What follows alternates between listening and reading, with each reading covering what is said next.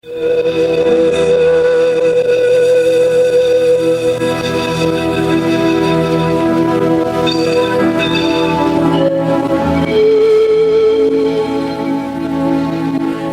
horário, a emissora da Fraternidade Rádio Rio de Janeiro oferta ao seu coração mais um programa Culto Cristão no Ar. Participe conosco.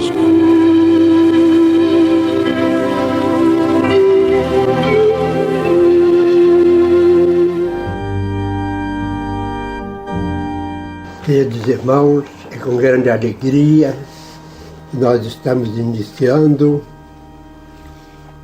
o programa Culto Cristão no Ar e permita que possamos atingir os nossos objetivos, que é sensibilizar as famílias para terem o Evangelho de Jesus nos corações, através dessa prática que é a instalação do culto cristão em cada lar. Porque sem isso, de modo geral, a família fica um tanto quanto desguarnecida, porque Jesus é o nosso arrimo. E antes de iniciarmos o programa, nós queremos dizer a nossa alegria por termos realizado ontem mais um domingo especial, que é aquele evento que o Movimento Espírita de Nilópolis, coordenado pelo segundo Conselho Espírita de Unificação, segundo o seu, e esse evento já tem mais de 20 anos e é realizado sempre no Recanto de Paz, que é uma área de lazer de propriedade do nosso companheiro Valdemar Freitas, agora já idoso, um pouco debilitado organicamente, mas o seu filho, que continua agora a administrar o espaço, continua com a mesma filosofia do pai de ceder o espaço nesse domingo para que a gente possa ajudar a rádio através de um dia de lazer, de conversa, né? De muita alegria. Então nós queremos agradecer a todos que estiveram lá presentes, principalmente a equipe de frente que ficou no trabalho. Nossa companheira Rosana Nunes e o Ivan, seu esposo, os diretores da UME que lá estiveram, e também a equipe da Sheila Revoredo, que é a responsável pelo almoço. Então a todos, nosso muito obrigado. Olá, ouvintes. Vamos fazer a leitura da nossa página inicial.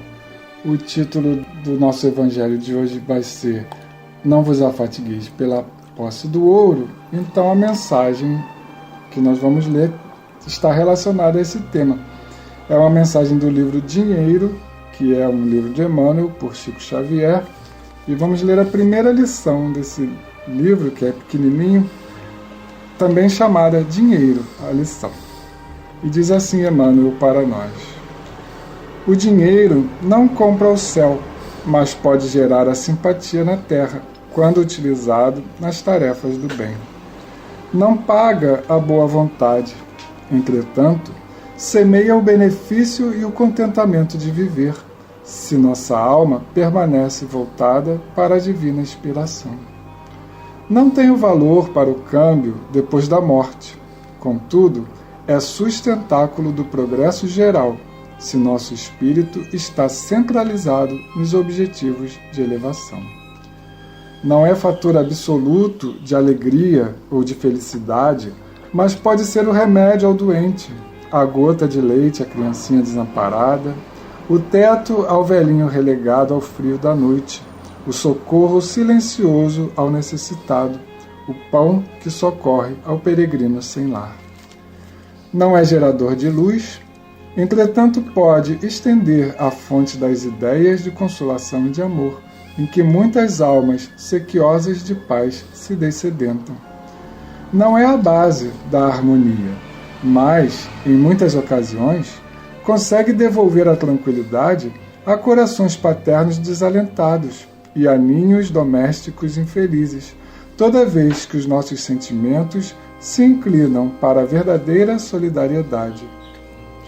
Não permitas que o dinheiro te tome o coração, usando-te a vida, qual despótico senhor, e sim, conduzamo-lo através da utilidade, do entendimento e da cooperação, sob os imperativos da lei de fraternidade que nos reúne.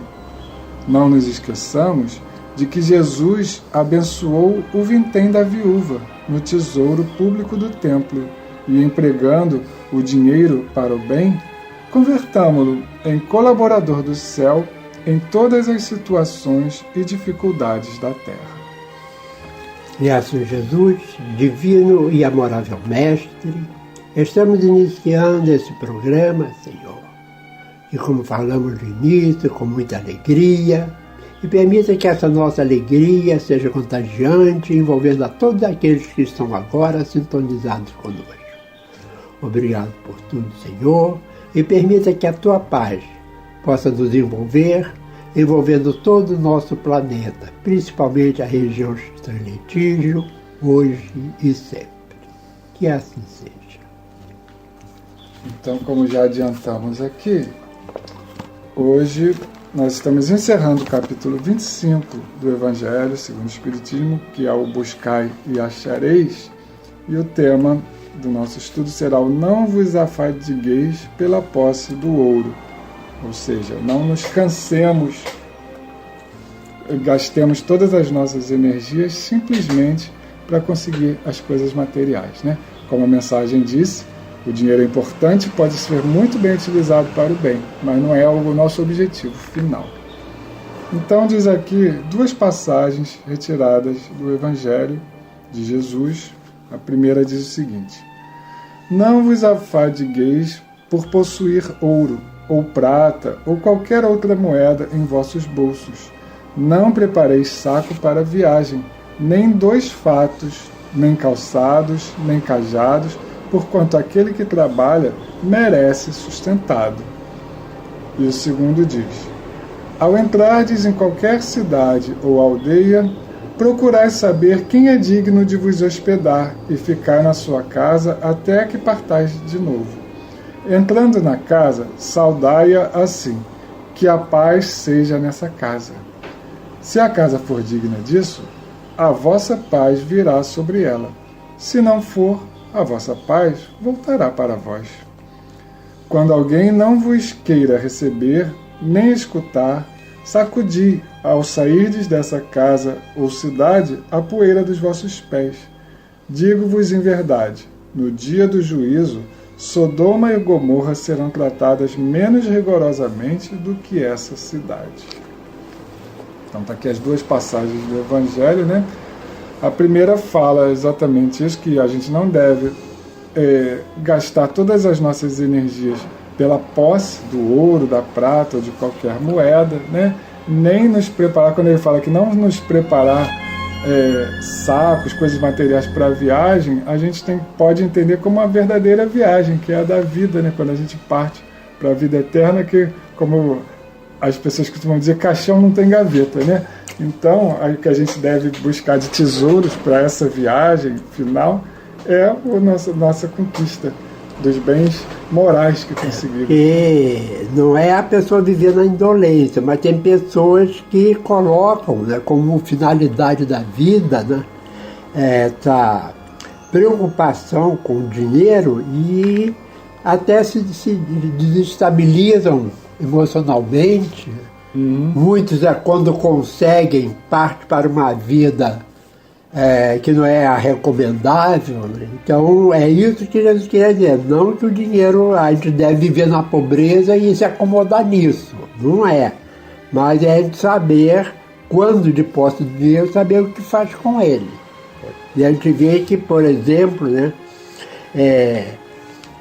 tanto de ajuda a uma casa espírita, uma outra instituição, ou então, agora na Rádio Rio de Janeiro, a gente vê que as pessoas que mais colaboram, assim, espontaneamente, com muita alegria, são aquelas que têm um salário comum, não são pessoas ricas, vivem do salário, quando idosos vivem da aposentadoria, né, da pensão, então, mas contribuem com alegria com aquele desprendimento. Né? E as pessoas que poderiam ajudar até com quantias maiores estão completamente indiferentes. E a segunda passagem, ela é uma orientação de Jesus para os seus discípulos, para quando eles forem em outras cidades, buscar uma casa para se hospedar. E aí eu lembro, dentro do movimento espírita, como essa prática ainda é comum, né? De os espíritas se hospedarem na casa de algum confrade quando vai numa outra cidade fazer uma palestra, né? Ou até a gente aqui em Nilópolis, quando recebe um orador de fora, tem o hábito de oferecer uma casa também para a pessoa ficar, que é muito mais aconchegante do que ficar num hotel, né? A gente tem sozinho, aquele momento de confraternizar, de trocar experiências de movimentos espíritas diferentes, né? Tem um companheiro de São Paulo, de outro estado, e aí lá eles fazem alguma coisa de uma forma diferente, às vezes até melhor, né? E a gente cresce com isso, né? Até agora eu me lembrei de um fato que ocorreu muito interessante comigo, né? Já tem algum tempo, porque você e o Lidinho ainda eram meninos, né? Eu fui convidado para fazer uma palestra na Semana Espírita de Macaé. E fomos mais cedo, né? Era sábado à noite, então nós fomos cedo, né? E eu fiz contato com a pessoa que havia me convidado, que ele era conhecido lá em Macaé como professor Pierre, né? E ele falou assim, olha, você vai ficar num apartamento, só que o casal que é proprietário, eles tiveram um compromisso social e só vão chegar aqui à noite para assistir a palestra. Mas vocês podem ficar à vontade. Aí nos levou lá, nós ficamos o dia inteiro, saímos para passear e tudo, né? E a casa assim, né? À nossa disposição, né? Aí ele perguntou, hoje em dia, quem é que pode fazer isso com qualquer pessoa que não conhece, né? Então, muitas vezes a gente hospeda ou se hospeda em pessoas que a gente nem conhece pessoalmente. Né? Então foi um fato muito interessante, né? Que aconteceu aí, se encaixa bem nessa recomendação de Jesus, né? Que João ressaltou de, né? A gente procurar uma casa para ficar. Né? Aí tem aqui o comentário de Allan Kardec, porque esse capítulo é um dos capítulos que também ele não tem aquela terceira parte, que é a instrução dos espíritos, e termina com essa abordagem de Allan Kardec. Naquela época, a época que está mencionada aqui, que é a época de Jesus, né? Nada tinham de estranhável essas palavras que Jesus dirigiu a seus apóstolos quando os mandou pela primeira vez anunciar a Boa Nova. Estavam de acordo com os costumes patriarcais do Oriente, onde o viajou encontrava sempre acolhida na tenda. Mas então os viajantes eram raros. Entre os povos modernos, o desenvolvimento da circulação houve de criar costumes novos. Os dos tempos antigos somente se conservam em países longínquos, onde ainda não penetrou um grande movimento. Se Jesus voltasse hoje, já não poderia dizer a seus apóstolos, ponde-vos a caminho sem provisões. Hoje, se a gente for fazer uma viagem, a gente tem que pensar no que levar. Né? Isso aí é normal hoje devido as coisas mudam com o tempo. Né? Mas esse costume, pelo menos dentro do movimento espírita, ainda é mantido, né, de se hospedar na casa de alguém. E a gente hoje tem muito mais facilidade até de reservar hotéis pela internet, muito mais fácil. Mas ainda continua. Muita gente ali que são um pouco aventureiros, né? Se propõem a até sair de um país para outro, assim, só com o mínimo, né? Necessário E tem uns sites, inclusive, que a pessoa hospeda de graça, simplesmente pelo intercâmbio. Né? Tem essas pessoas que viajam e se hospedam em casa de estranhos simplesmente por trocar, e sem relação comercial. Isso é muito bom, né? É um ensaio para o mundo de regeneração. E continua o comentário de Kardec. A par do sentido próprio, essas palavras guardam um sentido moral muito profundo. Proferindo-as, ensinava Jesus a seus discípulos que confiassem na providência. Aí a gente lembra daquele inicial do olhar os lírios do campo, né, e das aves do céu. Ademais, eles, nada tendo, não despertariam a cobiça nos que o recebessem. Era um meio de distinguirem dos egoístas os caridosos. Por isso foi que lhes disse, procurai saber quem é digno de vos hospedar, ou quem é bastante humano para agasalhar o viajante que não tem com que pagar, porquanto esses são dignos de escutar as vossas palavras. Pela caridade deles é que o reconhecereis.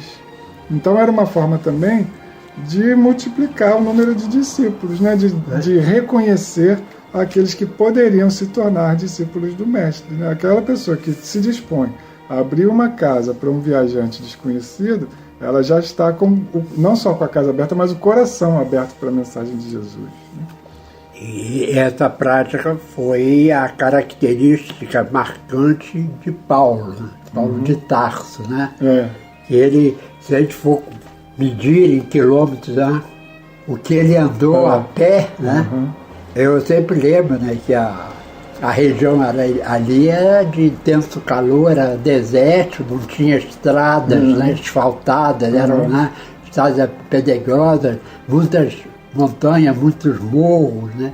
E a gente vê que tanto Jesus com os 12, depois Paulo, né, eles faziam essa viagem de quilômetros e quilômetros, né, para poder divulgar a boa nova, né, a nova mensagem. E é interessante que Paulo de Tarso, quando deixou a vida anterior de nobre, né, que ele tinha, para se tornar um discípulo de Jesus, ele se isolou um tempo sozinho e aprendeu a tecer, né, para não ser pesado para as outras pessoas. Então, mesmo ele contando com a caridade das pessoas na hospedagem, ele também buscou uma forma de se sustentar, né, através da feitura de tapete. Tapete. Aí termina aquela Kardec dizendo, né? Quanto aos que não os quiserdes receber, nem ouvir, recomendou ele, porventura, aos apóstolos que os amaldiçoassem, que se lhes impusessem, que usassem de violência e de constrangimento para os converterem? Não. Mandou pura e simplesmente que se fossem embora à procura de pessoas de boa vontade. Então, olha aqui, na recomendação de Jesus, que Allan Kardec ressalta aqui, né? Que nós pode simplesmente chegassem numa casa ou numa cidade, não fossem bem recebidos, saíssem normalmente, né? Sem amaldiçoar, sem guardar rancor, né? Sem guardar rancor e procurar, né, algum lugar que fosse mais acolhedor. E sempre encontravam. Aí termina o capítulo dizendo o seguinte, né? O mesmo diz hoje o Espiritismo aos seus adeptos. Não violenteis nenhuma consciência. A ninguém forceis para que deixe a sua crença a fim de adotar a vossa. Não animatizais os que não pensam como vós. Acolhei os que venham ter conosco e deixai tranquilos que vos repelem. Lembrai-vos da palavra do Cristo. Outrora o céu era tomado com violência. Hoje o é pela brandura. Então, com essas palavras, Allan Kardec fecha com chave de ouro, né? Porque ele fecha aqui com o raciocínio de Jesus, né? De que a conversão das pessoas seria sempre feita através da brandura e nunca com violência. E a gente vê que quantas guerras religiosas foram, ainda são realizadas hoje, né? Porque o fanatismo é sempre uma forma violenta de querer converter as pessoas. E também, com relação à nossa paz de espírito, de repente não conseguir aquele número de pessoas que a gente gostaria, não conseguir ter as casas cheias, as casas espíritas, né? Primeiro a gente tem que avaliar se a gente está fazendo bem o trabalho de divulgar, de convidar as pessoas, né? Mas, como diz aqui, nem todas vão querer aceitar o convite, né? Então a gente não deve ficar guardando raiva daqueles que a gente convida e não vão, dos trabalhadores que não se empenham mais do que a gente acha que deveriam se empenhar. Como ele diz aqui, sacudir o pó da poeira, né? Deixar essas coisas que são menores, como uma poeira mesmo, para trás, porque é isso que nos faz mal, a gente ficar guardando esse ressentimento, esse peso da gente não fazer o que acha que poderia fazer. Às vezes a gente quer colocar um fardo nas costas maior do que aquele que a gente pode carregar, né? E a recomendação de Jesus para os seus apóstolos era de seguir leve, né? Seguir sem bagagem, seguir voltado simplesmente para as coisas importantes, que era a missão que eles tinham a desempenhar. E inclusive tem pessoas que ficam assim, um pouco quanto, não vou dizer chateados, mas entristecidos, é o que é melhor, quando os próprios familiares, às vezes a pessoa se torna espírita, né? Depois convida as pessoas, né? E elas não vão, né? Mas tem que lembrar que, como também Jesus colocou, que o fruto, né? Ele só tem sabor quando tirado no momento certo, né? Então, se ele tira uma fruta muito verde, ele pode até amadurecer, mas não vai ficar tão saboroso como aquele que foi tirado já, né? Maduro no pé, né? Então, cada um tem o seu momento. E a gente não pode ficar desesperado porque as pessoas não querem seguir aquilo que a gente já entendeu como melhor proposta de vida, né? Mas um dia todos irão ceder porque o progresso, como costumamos lembrar, está lá no Livro dos Espíritos, né? A lei do progresso, como das leis naturais de Deus, e o progresso ele é inevitável, né? E até tem uma pergunta que é o que é que acontece, né, com a pessoa que tende a obstar o progresso, né? E Kardec os espíritos fizeram uma comparação muito interessante, que é como uma pessoa que se colocasse nos trilhos à frente de uma locomotiva, né, tentando paralisar o seu movimento. Que não vai dar certo, ele será levado de arrastão pela locomotiva. Então assim a gente também, né? Então a gente tem que ter essa capacidade de raciocínio e lembrar que tudo tem o seu tempo certo. A gente tem que mostrar para a pessoa, sim, os pais devem levar a criança à evangelização, né? Porque a criança ela não tem ainda aquele senso de escolha, né? Então a gente tem que mostrar, quando jovem, né? Mostrar. Agora, se ele vai seguir ou não, aí está na condição daquele espírito naquele momento. Mas os pais podem ficar tranquilos porque se fizeram a sua parte, não tem nada a se preocupar. Então nós temos aqui uma poesia que nós fizemos, né, em relação ao assunto, que é a posse do ouro. Escrevemos o seguinte: em resposta a um pedinte, Simão Pedro asseverou: não tenho ouro nem prata, mas o que tenho vos dou. A resposta do apóstolo, isso logo se deduz, foi atendendo o que disse o amado Mestre Jesus.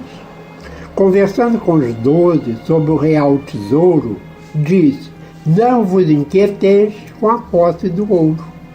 Disse um certo companheiro: dinheiro é sinal de perigo, pois nem sempre saberei o que ele fará comigo. Não é o que nós faremos com o dinheiro, o que o dinheiro fará com a gente, que a gente não sabe, né? Se tornar o nosso Senhor, né? Então, Cristo não descartava o valor do dinheiro, mas que a crença em Deus deveria vir primeiro.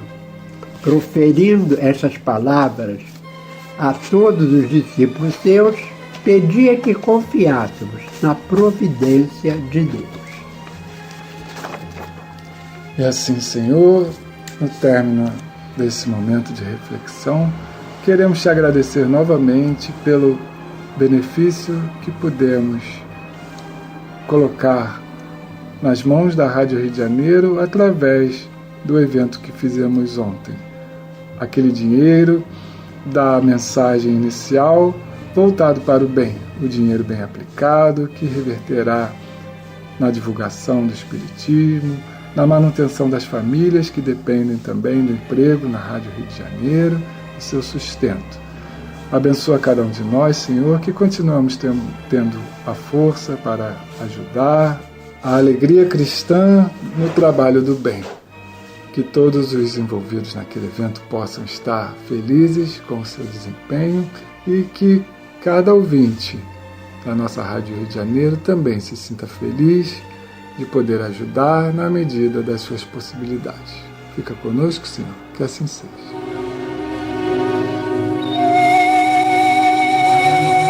Este foi mais um programa Culto Cristão no Ar. que ofertamos ao seu coração pelas ondas amigas da Rádio Rio de Janeiro. Volte a estar conosco na próxima segunda-feira, neste mesmo horário.